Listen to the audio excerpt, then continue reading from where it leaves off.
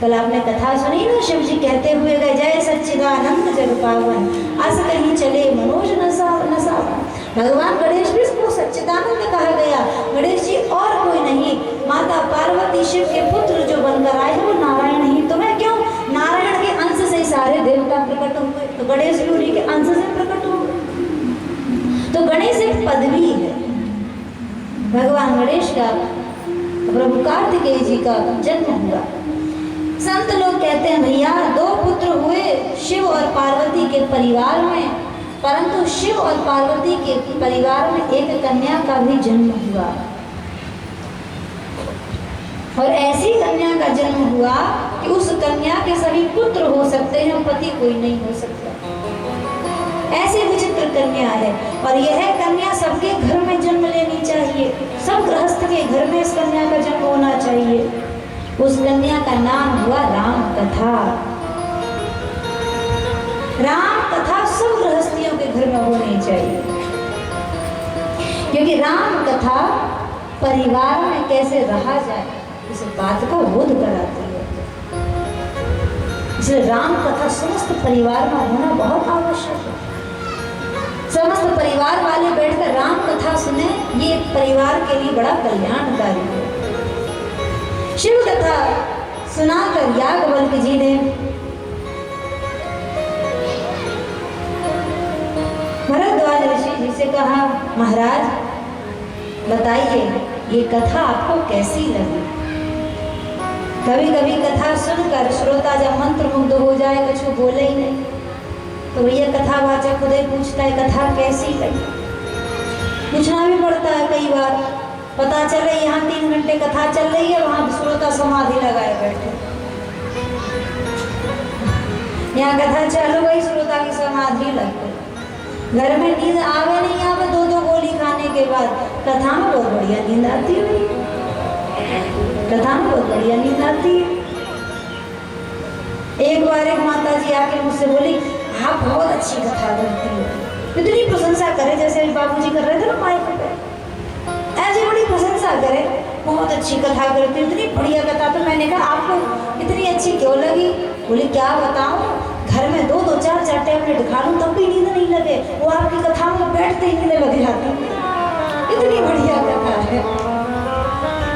मैं अच्छा ऐसी कथा है, क्योंकि कथा में क्या होता है, मन एकाग्र हो जाता है, चिंताएं दूर हो जाती है, मन विचार शांत हो जाते हैं, तो नींद आती ही है। एक महात्मा तो बोले भैया जो कथा में सो जाता है वो कभी जग नहीं सकता। क्यों? बोले ये कथा, ये नींद क्या है, ये निद्रा देवी है कुंभकर्ण की पत्नी। जब राम जी ने कुंभकर्ण को मार दिया तो निद्रा देवी बोली मैं कहाँ जाके रहूं? तो राम जी ने वरदान दे दिया, जिसका हमारी कथा में मन ना लगे तो जाके उसके मुंह में घुस जाए, दूसरों को भी डिस्टर्ब नहीं करे, सो जाए। निद्रा देवी सवार हो जाती है जिसका कथा में मन नहीं लगता। तो पूछा महाराज कथा कैसे लगी? अब मुँह से तो कोई भी कह देगा अच्छी है, बढ़िया है, लेकिन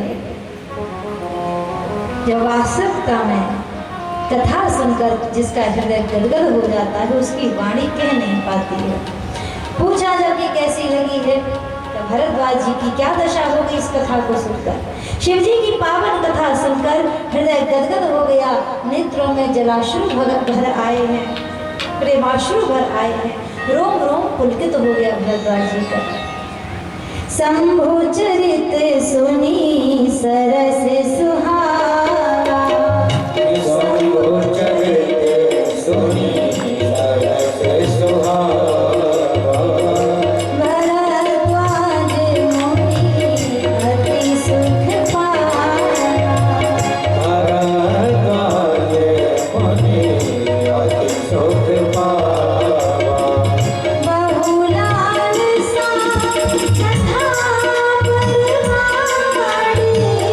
बहुला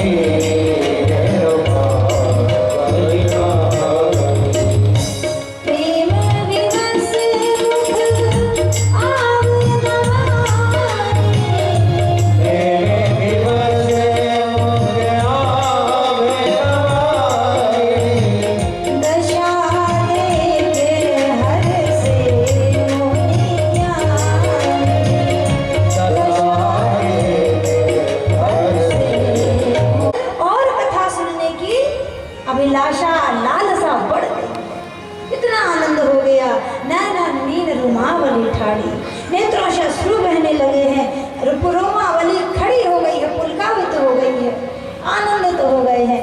ऐसी प्रेम विवश दशा देखकर याज्ञवल्क्य जी बड़े प्रसन्न हुए।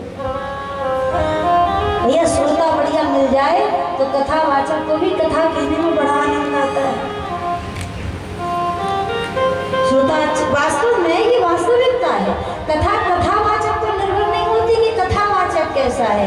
अगर कथा बढ़िया हो रही है ना, इसका मतलब श्रोता बढ़िया है, श्रोता अच्छे बैठे हैं। जैसे श्रोता बैठे होंगे, वास्तविकता यही है कि ठाकुर जी वैसे ही कथा कहलवाते। अब प्रशंसा करनी होगी भैया हमारे उमरेठ की श्रद्धा धाम मंदिर समिति से एवं समस्त उमरेठ ग्रामवासियों की प्रशंसा कर रहे। कल 7 बज गए ना, मुझे पता चला ना, तुम लोगों ने पता चलने दिया। नहीं तो कई जगह हमने देखा है लोग घड़ी देखने लगते तो मुझे भी ध्यान आता, हम भी घड़ी देख रहे। जैसे जैसे समय बढ़ता है लोग मटकने लगे, घड़ी देखने लगे, तो मुझे भी देख के याद आ रही, बढ़िया घड़ी देख लो कितने बज गए। लेकिन कल आप सब भी ऐसे भाव विभोर होकर कथा सुने कि आपने भी याद नहीं दिलाया कि समय आगे हो रहा। तो श्रोता अच्छा हो जाए तो कथा अपने आप ही अच्छी होती है। श्रोता वक्ता ज्ञान निधि कथा राम की धूम। जब देखा प्रेम विवश मुख आवना वाणी, पूछ रहे कथा कैसी लगी, लेकिन प्रेम विवश होकर मुख से बोल ही नहीं पा रहे भरद्वाज ऋषि, नेत्रों में केवल अश्रु भरे हुए गदगद बैठे हुए हैं। तब कहने लगे याज्ञवल्क्य जी, आहो धन्य तब जन्म मुनीसा,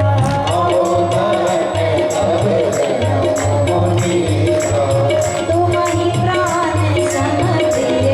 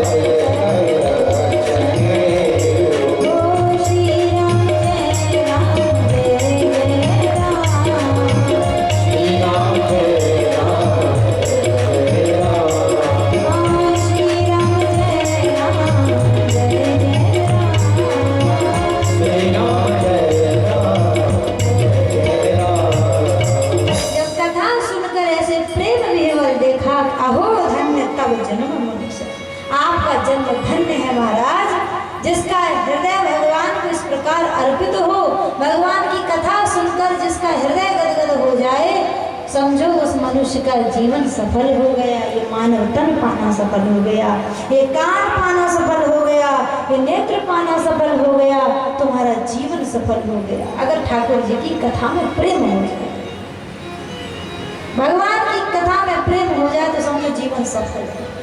बड़े बड़े पद पदवी मिले उसको सफल नहीं कहा संतों ने। सफलता किसको कहा? ठाकुर जी के चरणों में प्रेम हो गया तो जीवन सफल है। और कहा है शिव पद कमल जिन्हें रति ना हो, जिनको भगवान शिव के चरणों में प्रेम नहीं है, राम हिते सपने न सुहाए। भगवान राम को वह सपने में भी प्रिय नहीं है जिसको भगवान शिव प्रिय है। शिव जी की भक्ति से ही राम की भक्ति मिलती है। राम जी अपनी भक्ति स्वयं कभी नहीं देते, क्योंकि भक्ति दे देंगे तो खुद फंस जाएंगे, बंध जाएंगे। परंतु भगवान राम के चरणों की भक्ति शिव जी ही प्रदान करते हैं। बिनु छल विश्वनाथ पद नेहु, राम भगत कर लक्षण एहु। कितना विचित्र संबंध है कि भगवान शिव के चरणों में छल कपट रहित जिसकी भक्ति है तो समझो वो शिव का ही नहीं, वो राम जी का भी भक्त है। शिव के चरणों की भक्ति ही ये प्रमाणित करती है कि तुम राम के भी भक्त हो। राम भगत लक्षण करे। तब कहा सुनो मुनि आज समागम तोरे, कहीं ना जाई जैसे सुख मन मोरे। अब मुझे आपके साथ समागम में इस कथा सत्संग में आनंद हो गया है। अब मैं आपको ऐसी कथा सुनाऊंगा, कहीं न सकई सतकोट अहिंसा कि शेष नाग जी भी 1000 फन वाले शेष नाग भी 100 करोड़ से रूप धारण कर ले तब भी अपने मुख से भगवान की कथा नहीं कह सकते। ऐसी अद्भुत कथा सुनाऊंगा। एक शेष नाग के फन में 1000 फन है। 1000 एक शेष नाग जी के 1000 फन है और सतकोटि अहिंसा 100 करोड़ शेष नाग के कितने फन हो गए, कितने मुख हो गए बताओ। 0 ही 0 देखते रह जाओगे, पता ही नहीं चलेगा कितने हो गए। अगर ठीक से गिनती करी जाए तो हो गए हैं 10 खरब। 10 खरब मुख, वो भी शेष भगवान के, जो इस कथा को नहीं कह सकते। ऐसी कथा में तुम्हें सुनाऊंगा। मानो भरद्वाज जी बोले महाराज जब 100 करोड़ शेष नाग भगवान की कथा नहीं कह पाएंगे तो आप कैसे कह लोगे। आप कह रहे हो कि 100 करोड़ शेष नाग भी इस कथा को नहीं कह सकते। हरि अनंत, हरि कथा अनंत, फिर आप कैसे इस कथा को कह लोगे। तब याज्ञवल्क्य जी ने कहा महाराज शारद दारु नारी सम स्वामी राम सूत्रधर अंतर। मैं अपने मुख से कथा थोड़ी कहूँगा। शारद ये जो वाणी है ना, ये क्या है, बोले ये दारू नारी अर्थात लकड़ी की नारी है, लकड़ी की कठपुतली है। और कठपुतली को नचाता कौन है, उसको बनाने वाला। उसकी उंगली में धागे लगे रहते हैं, जैसा नचाता वैसी नाचती है। ऐसे ही इसके जो सूत्रधार अंतर्यामी अर्थात इस शारदा वाणी रूपी कठपुतली को नचाने वाले जो है वो श्री रामचंद्र। उनके ही बल से, उनकी ही कृपा से मैं आपको ये कथा सुनाऊंगा। लोग सोचते हैं कि भैया संगीत से, वाणी से कथा सफल होती है कि हाँ भैया वाणी बहुत अच्छी है, संगीत बहुत अच्छा है। वाणी से, संगीत से कथा सफल नहीं होती, बल्कि कथा से संगीत और वाणी सफल हो जाती है। बहुत बड़ी बड़ी व्यवस्थाएं हम सोचें कि इन व्यवस्थाओं से कथा होती, व्यवस्थाओं से कथा सफल नहीं होती, कथा से ही व्यवस्था सफल हो जाती है। हमारा सारा परिश्रम तभी सफल है जब भगवान की कथा हो जाए। वाणी से कथा सफल नहीं, कथा से वाणी सफल है। इसको नचाने वाले सूत्रधार अंतर्यामी प्रभु राम है। वही जो कहलवाएंगे, वही अपनी कथा जो कहलवाएंगे, वो मैं कथा आपको सुनाऊंगा। जो कथा कैलाश पर भगवान शिव ने पार्वती को श्रवण कराई, वही रहस्यमय कथा आपको सुनाऊंगा। एक समय कैलाश पर्वत के एक सुंदर स्थान पर भगवान शिव पहुंचे हैं। तेगिरि पर्वत बिटप विशाला नित नूतन सुंदर सब काला। एक बड़ा सुंदर बट वृक्ष है। त्रिविध समीर सुशीतली छाया शिव विश्राम बिटप स्कृति गाया। जिस बट वृक्ष के नीचे शिव जी अनायास ही कभी कभी अपनी आसन लगाकर बैठते हैं। आज जब पहुंचे बट वृक्ष के समीप तो शिव जी को आनंद हो गया। सुंदर सुंदर वायु बह रही है। शिव जी ने क्या किया, अपना बागंबर बिछाया और वहां पर आसन लगाकर बैठ गए। निज कर दासी नाग रिपु छाला, बैठे सहज ही शंभु कृपाला। और जब शिव जी आसन लगाकर बागंबर बिछाकर उस बट वृक्ष के नीचे बैठे तो शिव जी कैसे लग रहे हैं। तुलसीदास जी कहते हैं, बैठे सो है काम रिपु कैसे, बैठे सो धरे शरीर शांत रस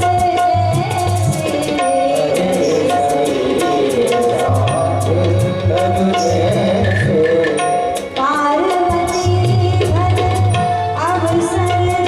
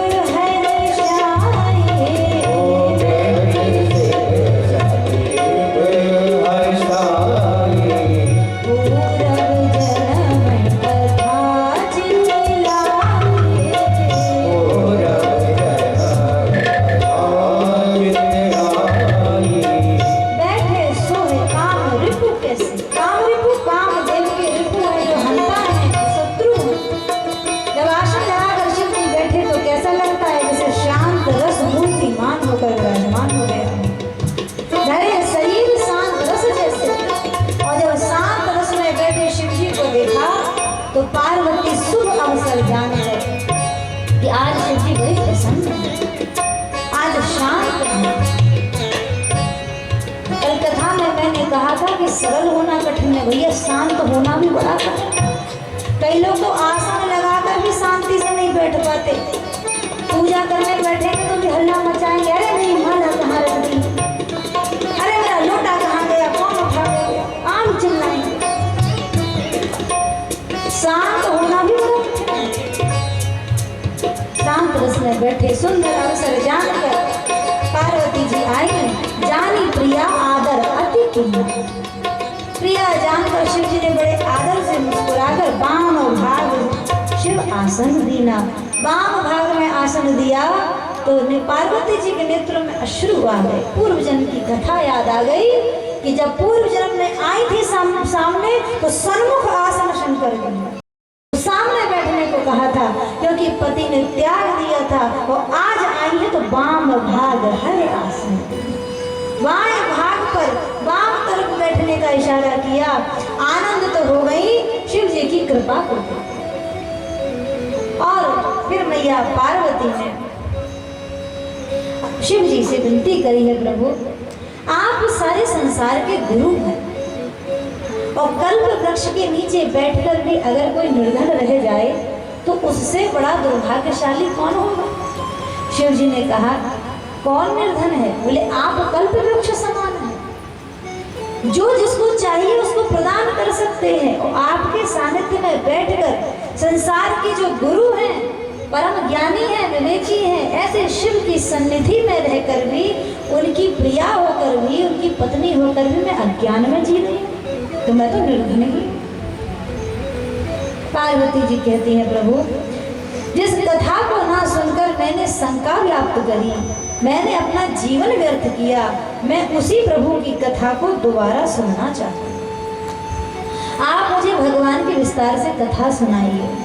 कहूँ जथा जानकी विवाही, राज तजा सो दूषण काही, पुरी प्रभु कहूँ राम अवतारा, बाल चरित पुनि कहूँ उदारा, मनवसी कीने चरित अपारा, कहूँ नाथ जिमि रावण मारा, राज बैठ कीनी बहु लीला, सकल कहूँ शंकर सुखशीला। प्रभु पुनि प्रभु गाए, मुझे पुनः भगवान की कथा सुनाइए। राम अवतारा भगवान ने कैसे अवतार लिया, कैसे बाल चरित्र किया, कैसे मैया जानकी के साथ विवाह हुआ, कैसे वन में निवास किया, रावण का वध किया और अयोध्या में विराजमान होकर कैसे भगवान ने लीला करी है। क्रम से जैसे पार्वती जी ने कथा पूछी तो शिव जी को क्रम से ही भगवान की पूरी लीला स्मरण हो गई। और जैसे ही लीला स्मरण हुई तो 2 घड़ी के लिए आनंदित होकर शिव जी की समाधि लग गई। 1 घड़ी में होता है 24 मिनट और 2 घड़ी में 48 मिनट। भगवान राम की छवि स्मरण होते ही शिव जी की तो समाधि लग गई। पार्वती तो प्रश्न पूछकर शांत हो गई। अब ये नहीं पता कि अब समाधि लगी है तो कब लौटेंगे। शिव जी कोई समय बताकर थोड़ी ना समाधि में जाते हैं, लेकिन जितनी शीघ्रता से समाधि में गए उसी प्रकार सहज होकर शांत होकर पुनः भगवान जागे हैं। क्यों? अगर मैं समाधि में रहा तो केवल मैं सुख पाऊंगा, लेकिन मैं समाधि से निकलकर अगर पार्वती को कथा सुनाऊंगा तो मैं भी सुख पाऊंगा, पार्वती भी सुख पाएंगी और आगे चलकर इस कथा को जब संत महात्मा गाएंगे तो सारा संसार सुख पाएगा, परमार्थ हो जाएगा। तो शिव जी जागे हैं और शिव जी ने कहा कि कहिए आप क्या जानना चाहती हैं। तब पार्वती जी ने प्रश्न किया, प्रभु यह बताइए कि भगवान वास्तव में क्या है? भगवान निराकार है कि साकार है? अगर भगवान निराकार है तो साकार होकर क्यों आए? निर्गुण निराकार ब्रह्म है तो फिर दशरथ के पुत्र कैसे हो गए? क्या साकार ब्रह्म और निराकार ब्रह्म अलग अलग है? निराकार होकर दशरथ का पुत्र तो कोई बन नहीं सकते, राजकुमार तो बन नहीं सकते। और अगर भगवान साकार हैं तो फिर निराकार निर्गुण क्यों कहे? भगवान तो लीला कर रहे हैं, चरित्र कर रहे हैं, फिर उनको निर्गुण निराकार क्यों कहा गया? ये प्रश्न किया पार्वती जी। क्योंकि इसी बात पर शंका पार्वती को हुई थी। जय सच्चिदानंद, आनंद स्वरूप है फिर भी रो रहे हैं, निर्गुण है फिर भी साकार रूप लिए हैं। ये कैसा भ्रम है कि दोनों रूप अलग हैं कि एक ही है। देखो हमारे सनातन धर्म में जितनी कथाएं हैं, कुदंत पुराण है, वे कितने विशाल और समृद्ध ज्ञान को धारण किए हुए हैं। आज हम संसार में देखें, लोग अपने अलग अलग पंथ बनाए हुए हैं, कोई निरंकारी बने हुए हैं, कोई साकारी बने हुए हैं, अपने अपने भगवान, अपने अपने देवता, अपने अपने गुरु को ही सब महान बता रहे हैं। लेकिन हमारे ग्रंथ पुराण क्या कहते हैं कि परमात्मा किसी भी रूप में हो वो एक ही है। ये भगवान का ऐश्वर्य है कि वो निराकार भी हो सकता है, साकार भी हो सकता है, वो निर्गुण भी हो सकता है, सगुण भी हो सकता है, क्योंकि संसार का सब गुण सब तत्व उन्हीं ने तो उत्पन्न किया, उन्हीं ने तो बनाया है। कितने भी रूप हो, भगवान तो एक ही है। और कथा सुनाने के पहले शिव जी ने पहले मंगलाचरण किया है। क्या मंगलाचरण किया है? आप भी गाइए। ये मंगलाचरण की स्तुति है शिव जी की। कथावाचक कथा कहने से पहले इष्ट को प्रणाम करते हैं ना, तो आप भी इष्ट की प्रार्थना कीजिए जो शिव जी ने करी है। मंगल भवन अमंगल हारी,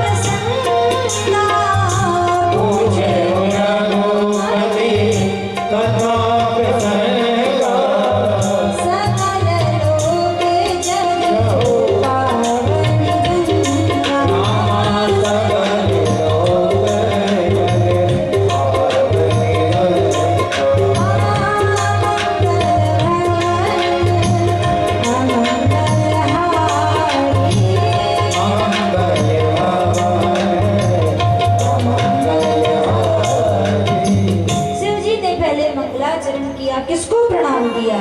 मंगल के कर्ता, मंगल को हरने वाले। कौन से प्रभु? दशरथ के आंगन में विहार करने वाले, द्रवाओं सुदशरथ अजिर बिहारी। रामलला सरकार को प्रणाम किया, ठाकुर जी के बाल स्वरूप को प्रणाम किया और कहा धन्य धन्य गिरिराज कुमारी। हे गिरिराज कुमारी पार्वती, आप धन्य हैं, तुम समान नहीं कोई उपकारी। संसार में सबसे बड़ा उपकार है ज्ञान देना, भगवान की कथा बांटना, कहना, सुनना और सुनाना। कथा कहने वाला भी कथा कहने वाले का भी उद्धार होता है, सुनने वाले का भी होता है और भैया कराने वालों का भी होता है। सबका ही उद्धार होता है कथा से। जो सबको कथा का दान करे वो सबसे बड़ा उपकारी है। पूछो रघुपति कथा प्रसंगा, जो तुमने मुझसे भगवान की कथा का प्रश्न किया। सकल लोग जग पावनी गंगा, भगवान की कथा गंगा के समान है। जिस गंगा जैसे अपने पास आने वाले प्रत्येक जीव को पवित्र कर देती है, ऐसे ही भगवान की कथा बड़े से बड़े दुर्गम पापों से पीड़ित मनुष्य का हृदय भी पवित्र कर देती है। सबको पवित्र करने वाली कथा आपने सुनी है, तो पहले कथा की महिमा सुनाई। भैया ये तो क्रम है, पहले कथा की महिमा सुनाई। क्या है कथा की महिमा? बोले जिन्होंने कथा नहीं सुनी उनका जीवन व्यर्थ है। और ये बात कह रहे हैं कौन? शिव जी। और शिव जी जो बात कहे ना वो झूठ नहीं हो सकती। लोग जब सत्य बोलते हैं और कोई विश्वास नहीं करे तो लोग क्या कहते हैं? हम गंगा जल उठा के कह रहे हैं, कहते हैं ना कि गंगा जल उठा के कह रहे हैं। तो गंगा जल उठाकर अगर तुम सत्य कहते हो तो शिव जी तो गंगा को धारण ही किए हैं, तो शिव जी की कोई बात असत्य कैसे हो सकती है? शिव जी कह रहे हैं जिन हरि कथा